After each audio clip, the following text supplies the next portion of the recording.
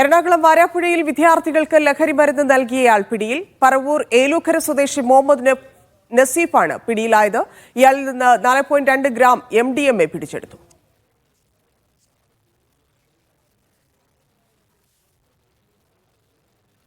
Lydia Jacob ചേരുന്നു. Lydia, വലിയ പരിശോധനയാണോ നടക്കുന്നത്? ഈ കഴിഞ്ഞ ദിവസങ്ങളിലൊക്കെ കഴിഞ്ഞ കുറച്ച് നാളായിട്ട് ലഹരിയുടെ ഉപയോഗവും കാര്യങ്ങളും വിൽപ്പനയും കാര്യങ്ങളും വലിയ രീതിയിൽ തോതിൽ വർദ്ധിക്കുന്നതിനെ തുടർന്ന് പോലീസിന്റെയും എക്സൈസിന്റെയും നേതൃത്വത്തിൽ ഒരു വ്യാപക പരിശോധന നടന്നിരുന്നു. അത്തരത്തിലുള്ള പരിശോധനയുടെ ഭാഗമായിട്ടാണ് ഇത്തരത്തിലൊരു സംഭവം പോലീസ് അറസ്റ്റ് ചെയ്തിരിക്കുന്നത്. പറവൂർ ഏലൂക്കര സ്വദേശി മുഹമ്മദ് നസീഫാണ് നിലവിൽ പിടിയിലായിരിക്കുന്നത്. ഇയാളിൽ നിന്ന് 4.2 ഗ്രാം MDMA പിടിച്ചെടുത്തിട്ടുണ്ട്. മാത്രമല്ല, ഇയാൾ സ്ഥിരമായി വിദ്യാർത്ഥികൾക്കൊപ്പം ഈ കോളേജ് വിദ്യാർത്ഥികൾക്കും അടക്കം ലഹരി സപ്ലൈ ചെയ്യുന്ന ഒരാളാണ് എന്നാണ് പോലീസ് പറയുന്നത്.